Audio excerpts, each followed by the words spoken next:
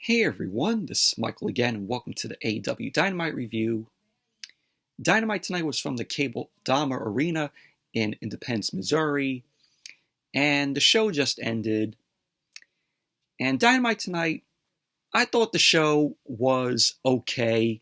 It wasn't great or perfect by any means, but it was just okay. But tonight on Dynamite, we had Orange Cassidy, Darby Allin, and Sting.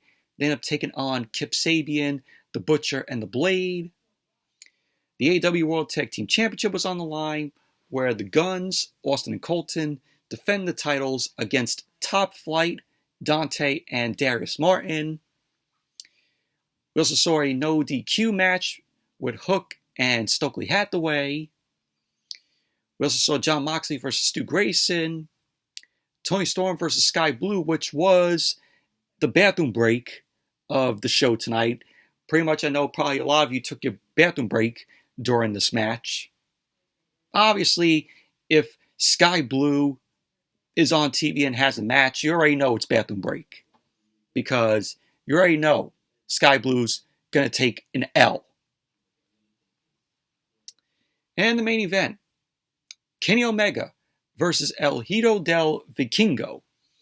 And this match was originally supposed to take place 2 years ago during the AAA Triple Mania show, but unfortunately, it didn't happen because Omega was out with an injury. And this was, a dream match between these two, which the match was absolutely fantastic. But overall, Dynamite, okay show tonight. By the way, I know I didn't do a Monday Night Raw review on Monday. Just, wasn't feeling the greatest, but did manage to watch the show. And I thought the show wasn't bad, wasn't great. But we finally got our main event, non-official main event, with Kevin Owens and Sami Zayn versus the Usos at Wrestlemania, where the titles are going to be on the line. So then the whole shit with Omos and Brock Lesnar.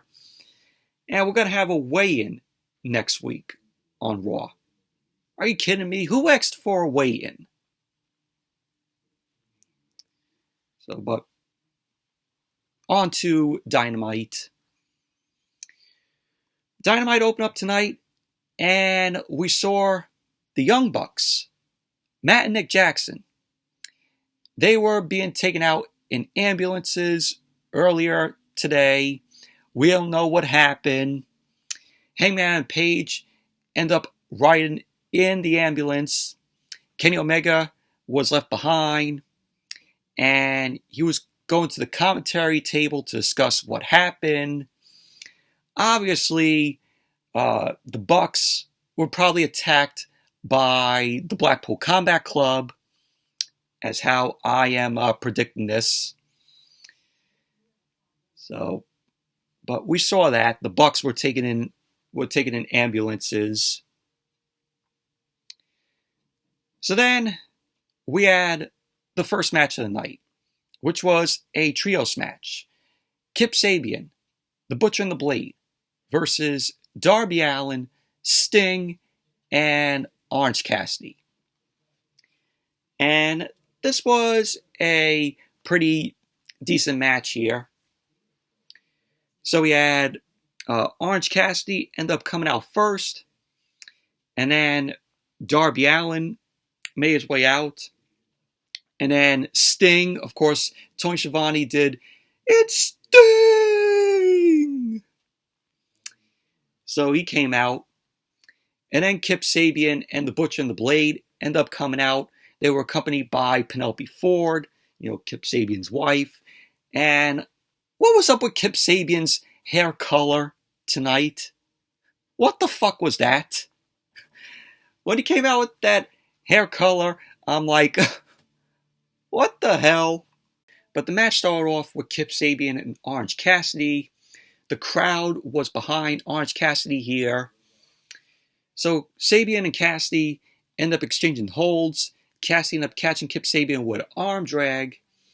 Sabian ended up trying to mock Orange Cassidy, but Cassidy ended up coming back, ended up putting his hands in his pockets, and he delivered a drop kick to Sabian. Sabian ended up making a tag to the Butcher. Butcher ended up calling for Sting to come into the ring. So Orange Cassidy tagged Sting in.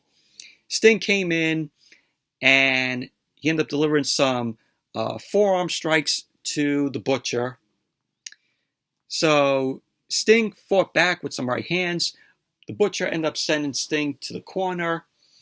Butcher then ended up biting at Sting's head.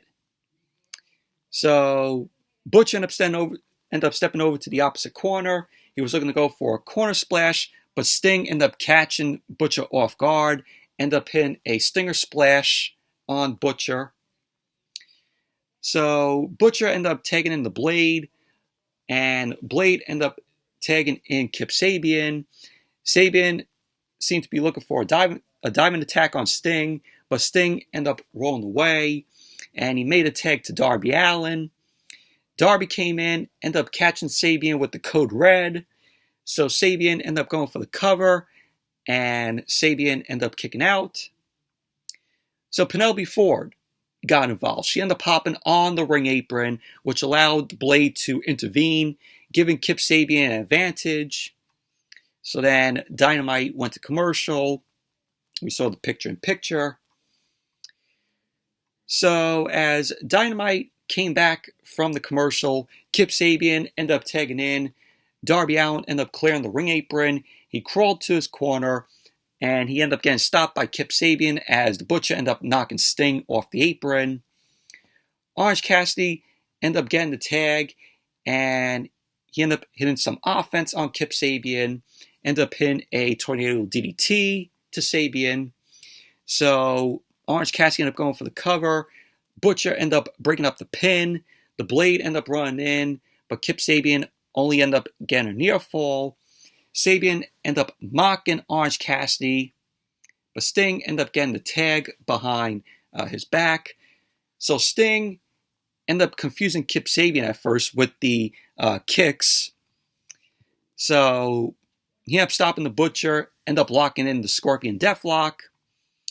So we had a beatdown from Butcher and the Blade on Sting. So Darby Allin ended up making the save. He ended up fighting both the Butcher and the Blade. And he ended up hitting a double coffin drop to Butcher and the Blade. So Sabian ended up knocking Darby for a loop, and he ended up ducking Orange Punch from Orange Cassidy. And we had Sabian end up getting dropped with a Scorpion Death Drop from Sting. So Darby ended up clearing the outside. Sting ended up going for the cover on Kip Sabian. So they go Darby Allin, Sting, and Orange Cassidy ended up winning the match. Overall, this was a decent match here. Really liked it. And the right team ended up winning. And then we had a video package showcasing, the pillars of AEW and, MJF, and of course the whole situation with the World Championship. Pretty good video package there. MJF just went all out in this video package. And then we had the AEW World Tag Team Championship on the line. The Guns, Austin and Colton, defend the titles against Top Flight, Dante and Darius Martin. This was a okay match here. Wasn't great or perfect by any means. The Guns, they're just very green as champions, in my opinion. But the match started off with Dante Martin and Austin Gunn. So we had a distraction which gave Colton a chance to hang Dante up on the top rope, giving the Guns an advantage. So then, as Dynamite came back from the commercial, we had Dante ended up tagging in Darius. Darius started unloading on the Guns. He ended up hitting Inseguri and a German suplex. And then a standing Spanish fly. So then Darius ended up tagging back in Dante. Colton ended up hitting a crossbody on Darius. And Dante ended up dropping Austin for a near fall. So then we saw the Kingdom. They ended up rushing down to beat up on Darius. This is Matt Taven and Mike Bennett alongside Maria Kanellis. So they ended up being down on Darius, and it gave the Guns an opening to hit the 310 to Yuma on Dante. And then there you go. The Guns end up winning the match, retaining the World Tag Team Championship. Overall, okay match, not great, in my opinion. Post-match, we had FTR end up coming out. Dax Harwood, Cash Wheeler. FTR end up coming out to demand their shot at the World Tag Team Championship. So Austin and Colton, they both refuse to give FTR this shot at the World Tag Team Championship. They end up saying that there's nothing they can offer that can change their minds. They end up saying that the offer escalates from never challenging the Guns for the titles to breaking up as a tag team and sells on leaving AEW forever. So the Guns end up accepting that, and then both Austin and Colton end up spitting in FTR's faces, and pretty much that was basically that. So FTR end up saying that if they don't win the World Tag Team Championships, they will leave AEW forever. Which I can tell that this is going to be the match setup for Double or Nothing. So, but obviously, we all know that FTR are going to win the tag team titles from the Guns. So I don't see FTR leaving AEW, and going back to WWE. I don't see that. I think FTR re-sign with AEW.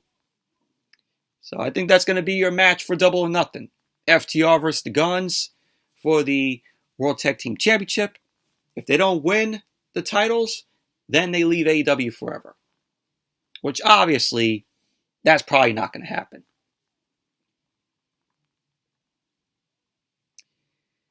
And then we had Jade Cargill backstage. Jade Cargill ended up addressing Taya Valkyrie, which Taya Valkyrie ended up having her debut match in AEW on Rampage on Friday, which I did not watch Rampage because it did not come on at 11:30 because the NCAA game was still on. It probably came on after 12 o'clock, so didn't manage to watch Rampage. But it was a quick match with Taya Valkyrie. She ended up winning the match. So we had Jade Cargill addressing Taya Valkyrie, and she ended up having Mark Sterling talk about the cease and desist regarding the use of Jade's finisher, Jaded. So a challenge was laid out, and then pretty much that was that. So I guess we're going to get Jade Cargill versus Taya Valkyrie.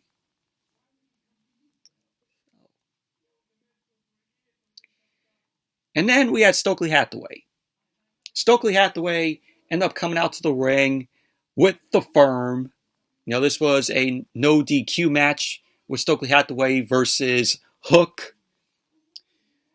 So Hook then ended up coming out. Stokely Hathaway got on the mic, and he ended up saying, "This match ain't happening tonight." And he attempted to announce his retirement, saying that he wasn't medically cleared because he ended up saying Dr. Sampson ended up saying that he's not medically cleared. So Stokely ended up saying that he has a doctor's note. And he ended up handing that note to Justin Roberts to announce that. But Justin Roberts ended up saying that, oh, this is just a receipt from Wingstop. So the ref ended up ripping up that, and the bell ended up ringing. The match got underway. Stokely Hathaway ended up hightailing out of the ring. He tried to escape through the crowd. Hook ended up coming through the crowd. Hook cut Hathaway off, brought him back to ringside, and then Hook ended up hitting a back body drop on Stokely Hathaway on the floor. So Hook ended up grabbing a guardrail from under the ring. So the firm was watching backstage. They were talking about what they didn't teach Stokely Hathaway to handle. So Stokely Hathaway ended up grabbing a fire extinguisher, and he shot it at Hook. Stokely Hathaway ended up grabbing a chair from under the ring, and he ended up entering to hit Hook with the chair. Hook ended up stopping Stokely Hathaway from hitting him with the chair. So Hook then ended up hitting Stokely Hathaway on the back with the chair. Hook ended up staying on the attack with some more chair shots on Stokely Hathaway. And then Hook ended up hitting a belly-to-belly suplex onto the guardrail on Stokely Hathaway. So Hook ended up going for the cover, only to turn it into a red rum. And that forced the ref to call for the bell. So there you go. Hook ended up winning the match. Overall, the match was just very meh, in my opinion. This is something that Vince McMahon would have booked. Although I did laugh at Stokely Hathaway's note, and the note being a receipt from Wingstop. But overall, just very meh match. And then, as Dynamite came back from the commercial, Adam Cole, baby, ended up making his way down to the ring. And he ended up speaking to the crowd ahead of his in-ring return next week on Dynamite. So Adam Cole got on the mic. He ended up talking about feeling ready to get back to doing what he loves, which is wrestling for AEW. Cole ended up saying that everyone has a lot of questions. The biggest one being, who will be his opponent next week on Dynamite? So then Adam Cole ended up starting to answer who his opponent will be, but he was cut off by Daniel Garcia. So Daniel Garcia ended up coming out, and he ended up asking, who's ready for story time with Daniel Garcia, baby?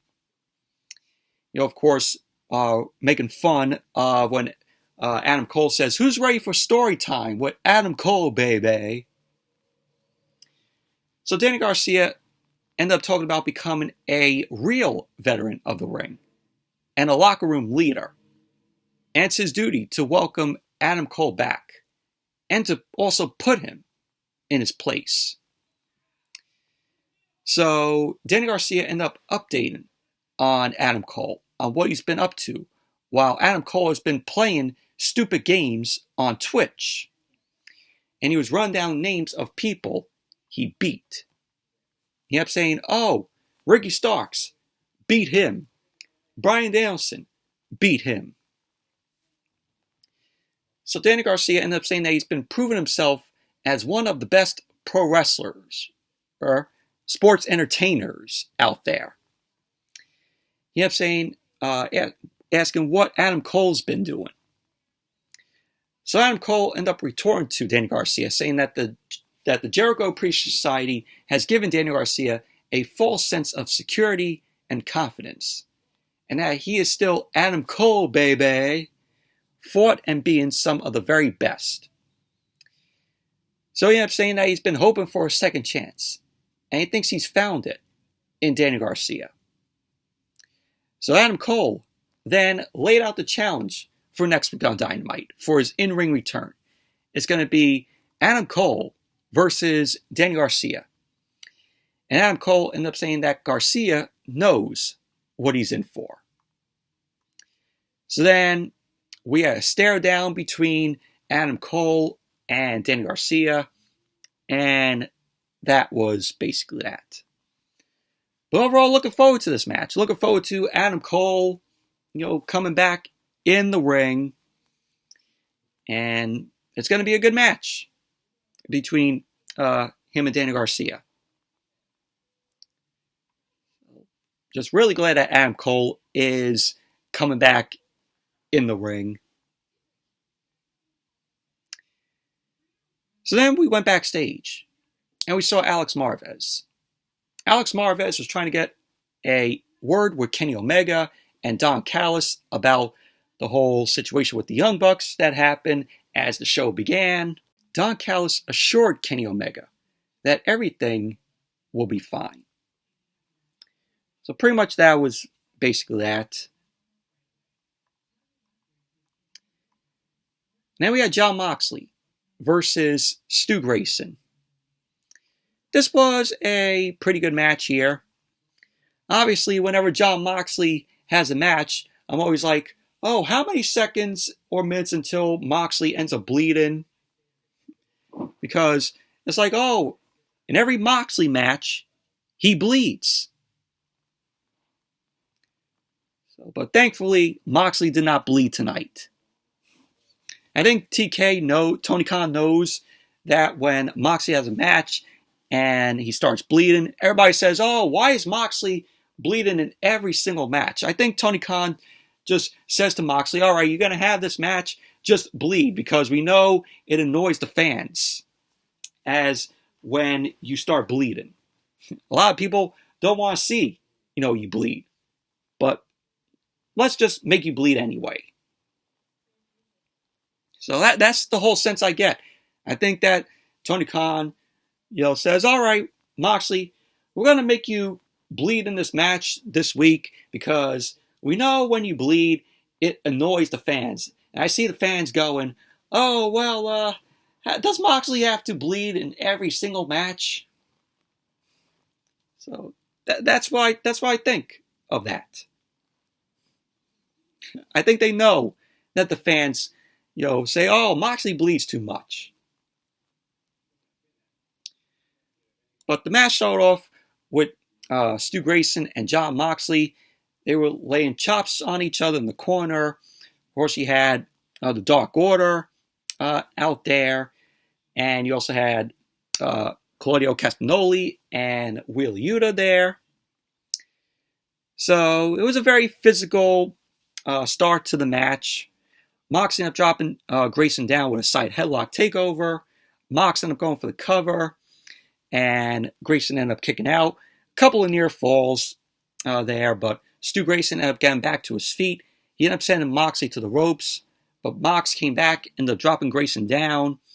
Mox ended up leaving the ring. So Grayson ended up following Moxley. He sent Moxley back into the ring. He ended up hitting a Hurricanrana and sent Moxley to the corner. And he delivered some chops to Moxley. Moxley came back, turned things around, ended up hitting a Saito suplex to Stu Grayson, which sent Grayson to the outside. And then Moxley ended up knocking Grayson off the apron into the barricade. So then Dynamite went to commercial. So then as Dynamite came back from the commercial, the Dark Order were on the outside. They were willing Grayson back into the match as Moxley ended up staying on the attack on Grayson with some kicks. Grayson finally fought back with an elbow strike to Moxley. He then dropped Moxley down to the canvas, and then he started delivering some more elbows to Moxley. Grayson then delivered a corkscrew springboard senton onto Moxley, which he ended up going for the cover, and Moxley ended up kicking out. So Wheeler Yuta tried to intervene in the match, but they ended up getting cut off by the Dark Order. The Dark Order ended up cutting off Wheeler Yuta and Claudio Castagnoli. So Stu Grayson ended up dropping onto both Wheeler Yuta and Claudio Castagnoli on the outside. So this gave Moxley an opening, and he brought Stu Grayson back into the ring. Moxley ended up taking a rope to the face, which the ropes I forgot to mention. I really liked how the ropes looked tonight. It was the red, white, and blue ropes, which I thought that was pretty cool of them to use. I think they should use them every single week. So Grayson ended up pinning a 450 onto Moxley, ended up going for the cover. Moxley kicked out. So Grayson was looking to go for the nightfall, but it got reversed into a choke by Moxley. So we had Grayson end up fading. He ended up fighting out of the choke by Moxley. He ended up dropping Moxley with a cannonball into the corner.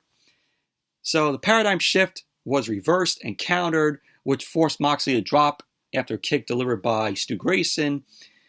So Grayson ended up climbing the turnbuckle. Moxley ended up raking Grayson back. And then he ended up pinning a Avalanche Death Rider on Grayson. Moxley ended up going for the cover.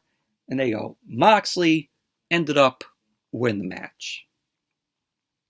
Post-match, we had the Blackpool Combat Club end up leaving through the crowd. And pretty much that was basically that. But overall, this was a pretty good match here between Moxley and Stu Grayson.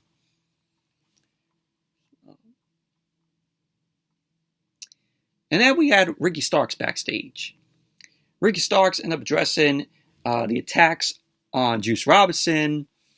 And Starks ended up issuing an open challenge to Juice Robinson on Rampage. Which Rampage is going to be on Saturday night this week. Obviously not going to review Rampage. So it'll just be the SmackDown review on Friday.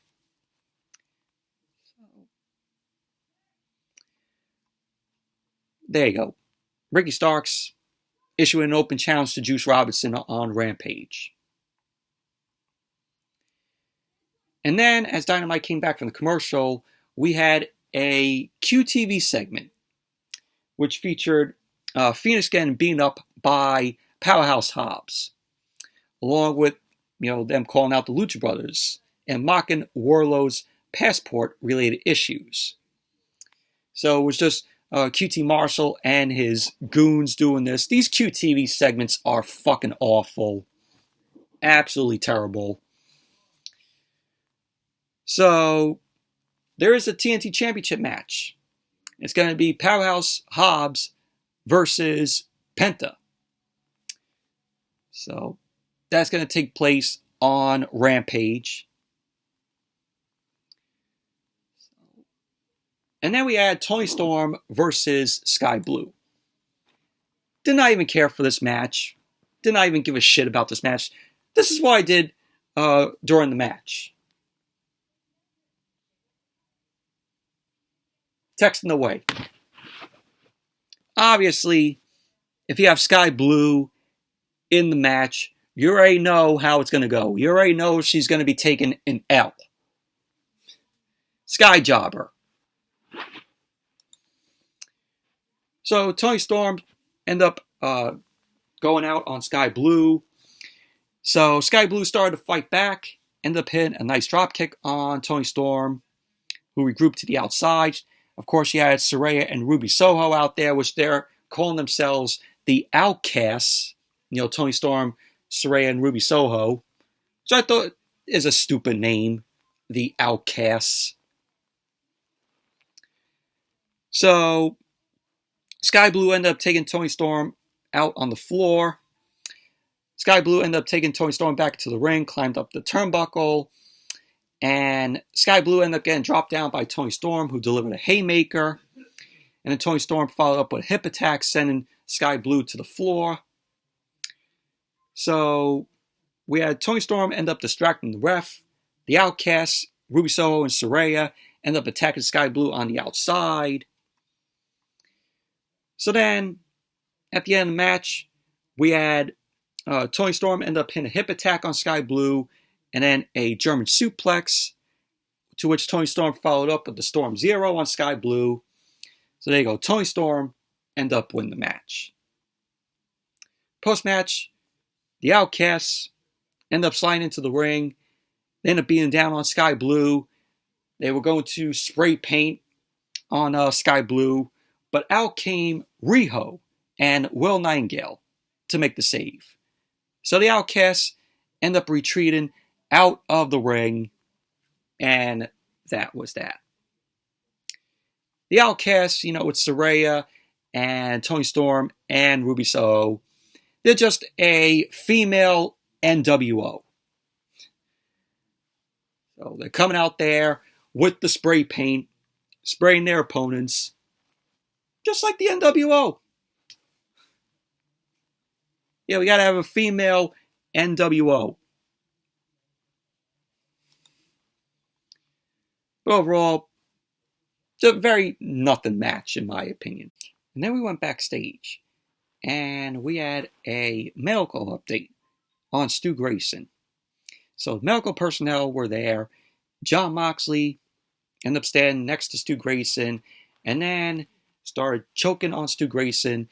We had Wheeler Yuta and Claudio Castagnoli end up being up on the medical personnel, and they started being up on Stu Grayson, and pretty much that was basically that. Main event, the dream match, Kenny Omega versus El Hijo del Vikingo, the AAA Mega Champion, and this was fantastic. This was a great match here. This match was supposed to take place 2 years ago at AAA Triple Mania show, but of course, unfortunately, Omega was out with injury, and 2 years later, we end up getting the match here tonight on Dynamite. But we had El Hijo del Vikingo end up coming out first, and then Kenny Omega.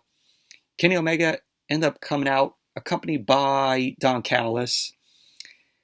So Vikingo ended up diving onto Kenny Omega twice, which the match didn't get underway, like the bell didn't ring. So Vikingo ended up staying on the attack on Omega.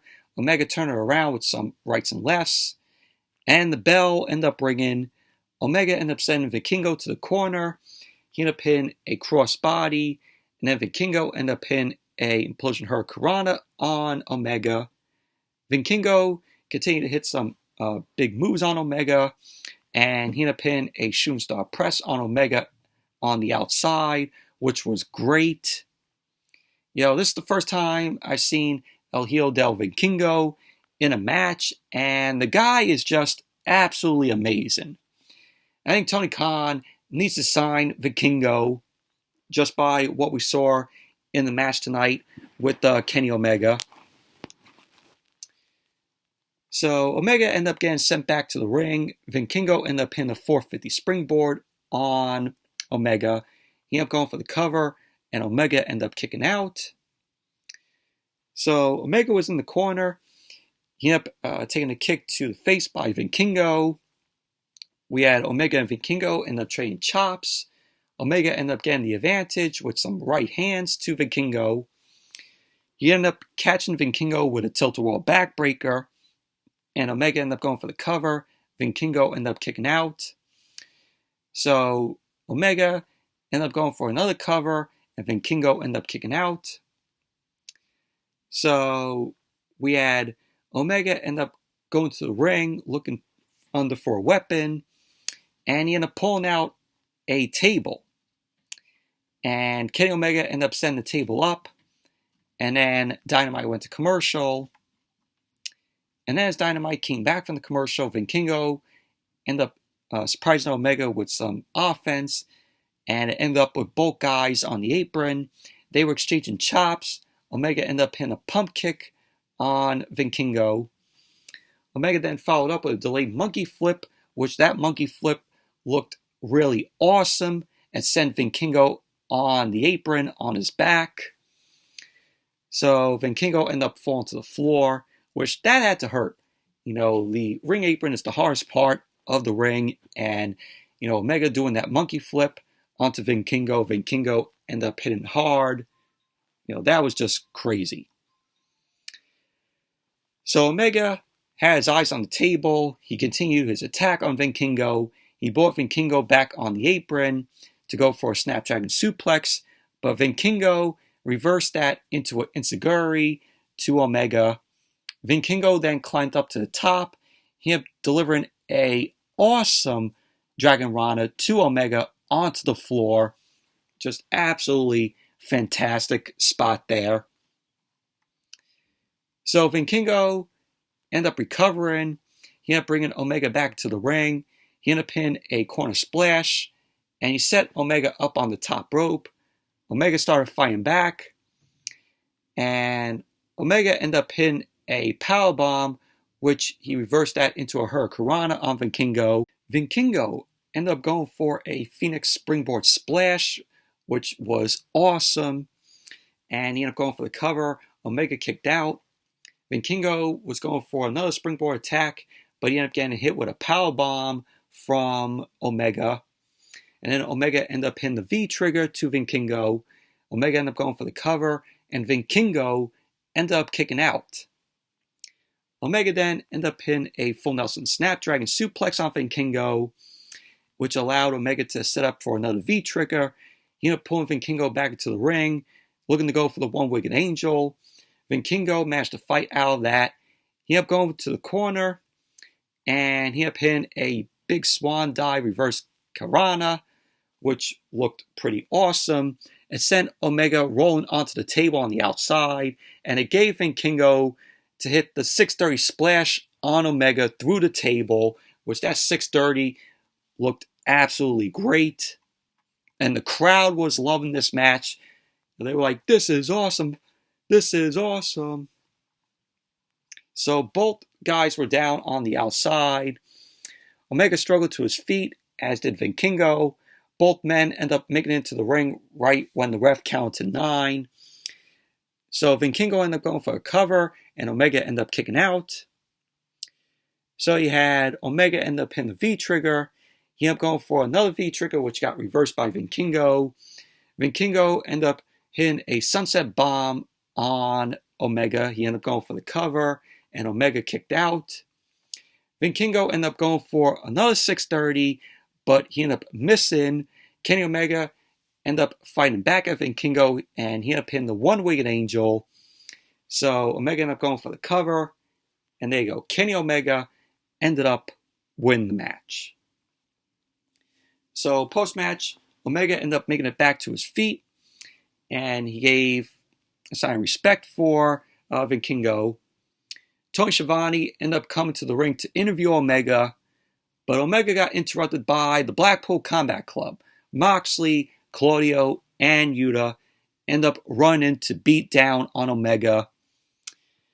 So they end up continuing to beat down on Omega, and then we heard the sound of an ambulance. The ambulance ended up coming into the parking lot, and on screen, it was Hangman Page driving the ambulance. Hangman returned. He got out of the ambulance. He had a 2x4 with nails sticking out of the other 2x4. So we had the Blackpool Combat Club. They were still beating down on Omega. And then Page's music ended up hitting. He rushed to the ring with the 2x4 in hand. The Blackpool Combat Club ended up retreating to the outside. And they retreated up the ramp. Page, Callis, and Omega were in the ring. Callis tried to argue with Page. And then Callis ended up falling to his back on purpose. So Omega ended up seeing that Callis was down. And Callis was telling Omega, "Oh, Page hit me." It was looking as though Callis was claiming that Page hit him with the 2x4. And it led to an argument between both Page and Omega. Now, Page and Omega, of course, they were of course tag team champions, and then later rivals. So Omega ended up leaving the ring with Don Callis, and pretty much that was how Dynamite went off the air. Overall, looks like we might get Omega and Page if they're on the right page. I think it's going to be Paige and Omega against, one of the Blackpool Combat Club guys. So whether it be Yuta or Moxley or Claudio, it's going to happen. But overall, incredible, fantastic match from Omega and Vikingo. Like I said earlier, Tony Khan, sign Vikingo. The guy is just amazing from what we saw in the match tonight. But overall, Dynamite tonight, okay show. Wasn't great or perfect by any means. But anyways, that's it for my review of tonight's Dynamite. Thank you all for watching. Hope you all enjoyed this review. Definitely give the video a thumbs up, comment, subscribe, and I will see you all on Friday for SmackDown. So see you then.